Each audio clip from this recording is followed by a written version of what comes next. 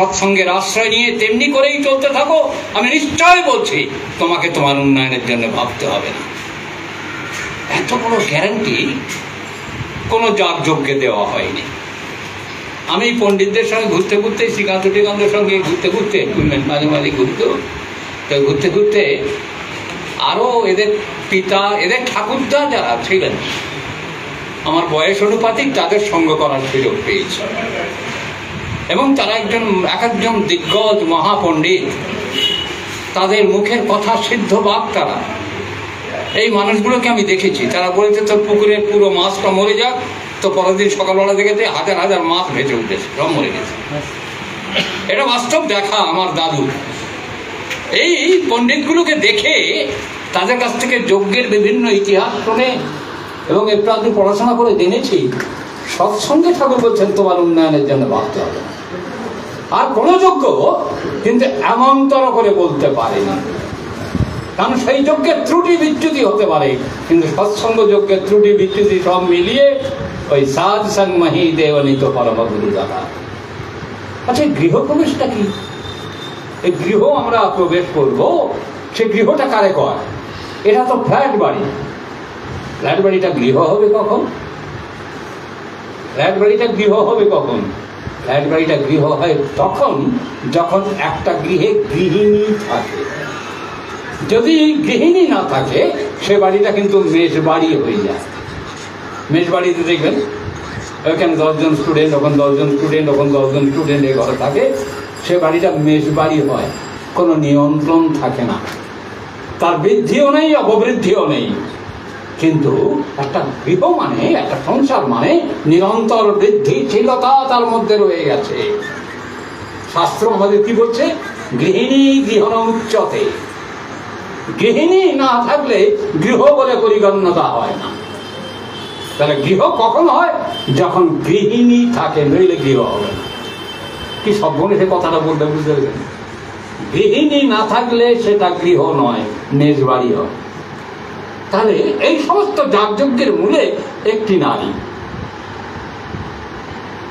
বুঝিয়াছি আজ বহু কর্মকৃত্তিক খেতে আয়োজন রাজি, সব হয় মিছে যদি এই উদ্যোগের পিছে না থাকে একটি হাতি।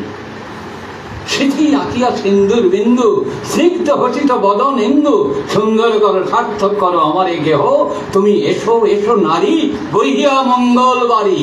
তাহলে এই গৃহে একটা নারী কিন্তু মঙ্গল বাড়ি, মঙ্গল রস সৃষ্টি করতে পারে। তারাই জীবনের পথ এবং পাথর তৈরি করতে পারে। তাই এই গৃহ, আমার চিরঞ্জিতের যে গৃহ হয়েছে, এই গৃহের যিনি গৃহিণী, মা জননী যিনি, তিনি কিন্তু এই গৃহটাকে সুন্দর সংস্কারে করে তুলতে পারে। আর সেই গৃহ কখন সুন্দর হয় জানেন? আমাদের ভারতীয় সংস্কৃতিতে ভগবান শ্রী শ্রী ঠাকুর অনুকূলচন্দ্রকে না ধরলে এর আগে শাস্ত্র কথা শাস্ত্র থেকে যেত। আমরা ছোটবেলা থেকে জেনে এসেছি, তখন ঠাকুর ধরিনি। আমাদের গুরুজনদের কাছে শুনে এসেছি মাতৃদেব ভব, পিতৃদেব ভব, আচার্য দেব ভব, অতিথি দেব ভব। কিন্তু এই কথার সদর্থ কখনো আমাদের কাছে ঠিক মতো উপস্থাপনা করা হয়নি। মাকে কেন মাতৃদেব ভব বললেন ঋষিরা? প্রথমেই বললেন তুমি মার হয়ে ওঠো। মায়ের যদি না হয়ে ওঠো তুমি জগতে কারুর হতে পারবে না। কি অপূর্ব কথাটা বললেন!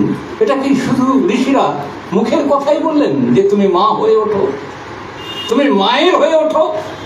মুখের কথা বললেন, জ্ঞানের কথা বললেন না, প্রাণের কথা কি বলেছেন? এটা আবার আমরা তথাকথিত পণ্ডিতদের কাছে শুনেছি, তাদের সঙ্গ করেছি, কিন্তু তারাও কিন্তু এই নিদানটা বুঝতে পারেননি। মায়ের হয়ে ওঠো কেন? ঠাকুর অনুকূলচন্দ্র সেই নিদানটা একটু আগে বলছিল, ভারী সুন্দর করে আসেন ভট্টাচার্য, যে মা বলছেন। ঠাকুর কিন্তু ডাইরেক্ট নেগেটিভ করছেন না, মায়ের কথা এতটুকু অমান্য করছেন না। তিনি বারবার জিজ্ঞেস করছেন, কেন মা তুই আমাকে এই গেট দিতে বলছিস? এই দেখ 32 জন এসছে, এই 32 জনকে খাওয়া দিতে হবে। ওখানে যদি আমরা নোটিশ টাঙিয়ে দিতাম এই বেলা 2টো পর্যন্ত চলবে, তারপর চলবে না, তাহলে আর লোক এসে বিরক্ত করতে পারতো না, আর ঢুকতে পারতো না গেটের মধ্যে। ঠাকুর কিন্তু সেটাকে নেগেটিভ করলেন।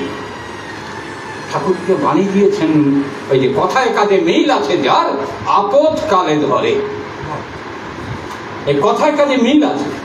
ঠাকুর নকুলচন্দ্র মাতৃভক্তি অটুট যত, সেই ছেলে হয় কৃতি তত, পিতায় শ্রদ্ধা মায়ের টান, সেই ছেলে হয় সাম্যপ্রাণ। এই ব্যালেন্সটা করেছিলেন অপূর্ব সুন্দর করে। এই জন্যই ঠাকুর নকুলচন্দ্রের সৎসঙ্গ করতে হয়, নইলে কিন্তু আমাদের জীবনে এই বোধায়ন, এই চিন্তন, এইগুলো চরিত্রায়িত আমাদের জীবনে হয়ে ওঠে না। মায়ের কথা না করে বলছেন, মা তুই এক কাজ কর, জল আনতে যা। জল এনে তুই আগুন জ্বেলে দিস, জল ফুটতে থাক, অন্যের সংস্থান হয়ে যাবে। মা কি করবে, ছেলে বড় ছেলে বলে কথা বলেছে, যাই জল আনতে যাই। এখন 32 জনের তো চাল ডাল আটা ভুট্টা নাই, তো ওর কথাটাই শুনে দেখি। ভগবান বলে যে বিশ্বাস করেছেন তা কিন্তু না, কারণ ছেলে কখনো ভগবান হয় না, ছেলেই ছেলে। মায়ের কাছেও ছেলে কখনো বড় হয় না, আর মা কখনো ছেলেকে বড় ভাবে না, ভাবে ওটা আমার ছেলে। আর এইটা যতদিন ছেলের মধ্যে থাকে যে আমি আমার মায়ের ছোট্ট ছেলেটি, ততদিন সেই ছেলে বড় হবার সুযোগ পায়। যেই ছেলে মনে করে আমি বড় হয়ে গেছি, তার কিন্তু বড়ত্ব আর সৃষ্টি হয় না। তাই পুরুষোত্তম শ্রেষ্ঠ ঠাকুর নকুলচন্দ্র তিনি কিন্তু মায়ের কাছে বড় হলেন না, বলছেন তুই জল আন, বসাই দে, পরম পিতা ঠিক জোগান দেবে। এবার জল আনতে গিয়ে তারপর ঘটনাগুলো শুনলেন যে চাল ডাল আটা ভুট্টা সব জোগাড় হয়ে গেল। ঠাকুর কিন্তু ক্রেডিটটা নিলেন, মায়ের কাছে এতটুকু ক্রেডিট দেখালেন না। যে বললাম, মায়ের কাছে চিরদিন নত হয়ে থাকলেন। এই মায়ের কাছে নদী, মাতৃভক্তি অটুট যত, সেই ছেলে হয় কৃতি তত। এই সংসার, এই সৎসঙ্গ, এই গৃহ সুন্দর হয়ে উঠবে যত মায়ের প্রতি টান বাড়বে সন্তান। নারী যত মা হয়ে উঠবে। নারী কিন্তু মা হয় না বলেই নারীত্বের আজকের মর্যাদা আমরা দিতে পারি না। ঠাকুর কি সুন্দর বলছেন, দেখ দেখ আলতা পায়ে লালচে শাড়ি আসছে আমার মেয়ে। এই যে মা দুর্গার মধ্যে যখন হেঁটে আসে, তখন বলছেন যত বড় দস্যু হোক, যত বড় লম্পট হোক, সে তার দেখে মাথা নুইয়ে বলবে মা মা মা মা বলে মাথা নত করবে। কি সুন্দর বাণীটা দিচ্ছেন প্রথম নারী নীতি গ্রন্থের প্রথম পাতায়। মেয়ে আমার, মা আমার, তোমার চলা তোমার বলা মানুষ যেন সাধারণের সামনে এমন ভাবে উদ্বোধনা সৃষ্টি করবে যাতে সবাই তোমাকে মা মা বলে দেখে মাতৃতে মাথা নত করে তুলবে। বুঝতে পারছেন? তাহলে এই গৃহটা কখন সুন্দর হয়, যখন একটা মেয়ে মা হয়ে ওঠে। এই মাতৃত্বের জাগরণী উৎসব এই সৎসঙ্গ। একটা গৃহের একটা নারীকে মা করে তুলবে। কার কেমন মা হবে সে? নিজের ছেলের মা না, তাহলে সেটা কমপ্লিট মা হলো। যে নিজের ছেলের থেকে পরের ছেলেগুলোকে বেশি আপন করে, সেই কিন্তু মা। নিজের ছেলের মা তো সে তো স্বার্থ, আমার ছেলে চাকরি করবে, আমার ছেলে বড় হবে, আমার ছেলে হবে। ও স্বার্থপর মা দিয়ে জগতের কোনো কল্যাণ হবে না। যে সেই সত্যিকারের মা যে জগতের সব ছেলেগুলোকে নিজের ছেলের থেকে বেশি ভালোবাসবে, সার্ভিসটা সবার কাছে অনন্তর করে ডিস্ট্রিবিউট করে দেবে। যেমন করে মাতা মনমোহিনী দেবী, পঞ্চানন সরকারের মতো মহাপণ্ডিত, শরৎচন্দ্র হালদার, কৃষ্ণপর্ণ ভট্টাচার্যের মতো প্রজ্ঞাবান ব্যক্তিত্বগুলো, মহাত্মা গান্ধীর মতো ব্যক্তিত্বরা এসে পুরুষোত্তম জননী মাতা মনমোহিনীর কাছে শিশুর মতো হয়ে গিয়েছিলেন। কেন? মা, মার ব্যাপকতা, মায়ের বিস্তার, মায়ের বিকাশ প্রকাশ এত বেশি, সেই মায়ের কাছে সে মাথা নত করেনি এমনতর ব্যক্তিত্ব তৎকালীন ওয়ার্ল্ডে কেউ ছিল না। ইংরেজ সাহেব থেকে আরম্ভ করে, মুসলমান থেকে আরম্ভ করে, খ্রিস্টান থেকে আরম্ভ করে সবাই গিয়ে মার কাছে মা মা বলে লুটিয়ে পড়েছে। এমনতর মা সৃষ্টি হয় কোথায়? এই সৎসঙ্গে এমনতর মা তৈরি হয়। ওই জন্যে আমাদের নিত্য বলি সৎসঙ্গহি দেবনীত পরমগুরু দাতার। তাই এত কিছু পূজা হোম যজ্ঞের পরেও চিরঞ্জিত অ্যারেঞ্জমেন্ট করেছে সৎসঙ্গ তার বাড়িতে। আবার আমার কাছে এসে বায়না করছে সৎসঙ্গে কিন্তু কীর্তন গাইবে শুভজিৎ পালি। আমি প্রথমে ভেবেছিলাম ওকে দিয়ে কীর্তন করাবো না, আমার সৌভিককে দিয়ে করাবো। আমি বললাম তুই আলোচনা করবি। তো বলে না না, আমার 1 বছর থেকে আগে থেকে কথা, অর্থাৎ কীর্তন ওকে গাইতেই হবে। ব্যাস, হাইকমান্ডের অর্ডারের মতো আমার অর্ডার মেনে নিতে হবে। এবং হলো আজকের এই গৃহ প্রবেশ বলা হয়েছে, ফ্ল্যাটে প্রবেশ বলা হয়নি। মন্ত্র তো বলিসনি, ফ্ল্যাটে প্রবেশ। তাহলে গৃহ প্রবেশ বলতে গেলে মায়ের কাছে প্রবেশ করবে সবাই। এই গৃহের যিনি জননী তার কাছে আসবে সবাই। মা মা বলে এসে বলবে, মা বড় খিদে পেয়েছে, মা আমি চা খাবো, মা আমি মুড়ি খাবো, মা আমি তেলে ভাজা খাবো।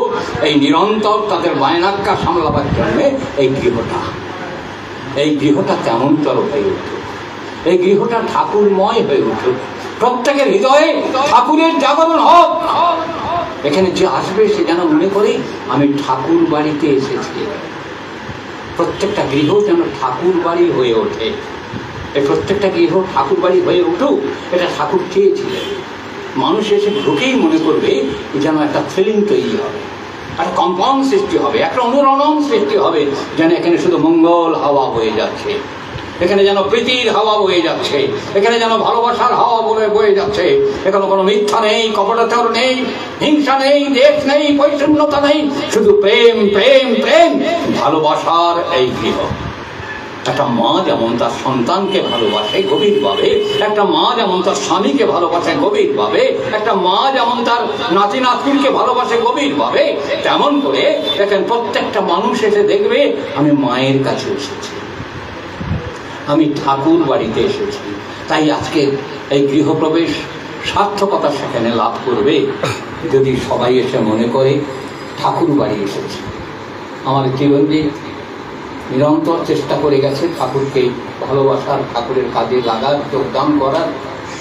নিরন্তর আমি দেখেছি আমার মানিক ঠাকুরের কাজে যোগদান করে। এখানে যারা উপস্থিত হয়েছেন প্রত্যেকে সবাই কিন্তু একটা ঠাকুরমুখীনতা সবার মধ্যে আছে।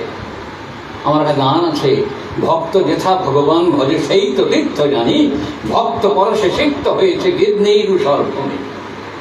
তাই আজকের ভক্ত যখন এখানে ভগবান ভজনা করছে, সেখানে ভগবান জীবন্ত হয়ে বসে আছেন। তার এই পরশ, তার এই হাসি, তার আনন্দ প্রত্যেকটা জীবনে জীবনে ফুটে উঠছে, জীবন চরিত্রে গেঁথে যাচ্ছে। ঠাকুর ভাববেন না পটের ঠাকুর বসে আছেন, ঠাকুর নিজেই বলছেন, তার ফটো এরকম বসানো আছে, ঠাকুরের ফটোর দিকে চেয়ে ঠাকুর বলছেন পদ্মনাভ মনোপ্রভু, পদ্মনাভ মনোবিভু বলে বারবার প্রণাম করছেন নিজের ছবিতে। ঠাকুরকে জিজ্ঞেস করা হলো, ঠাকুর আপনি তো আছেন, ঠিকই আছে ভগবান, কিন্তু এই ফটোতে কি আছে? ঠাকুর বলছেন ওই ফটোর মধ্যে থেকে তার জীবনের রশ্মি, তার অরা বিচ্ছুরিত হতে থাকে, বিচ্ছুরিত হতে থাকে। তাই এখানে যখন প্রার্থনা হলো সমবেত প্রার্থনায় তিনি সঞ্জীবিত হয়ে উঠেছেন। তার এই প্রতিকৃতির মধ্য থেকে তার অরা বিচ্ছুরিত হচ্ছে, চারিদিকে তার ছটা ছড়িয়ে পড়ছে, তার উজ্জ্বলতা, তার প্রজ্জ্বলতা, তার প্রেম ভক্তি ভালোবাসা সবার মধ্যে সঞ্চারিত হচ্ছে। আমি এটাকে বিশ্বাস করি।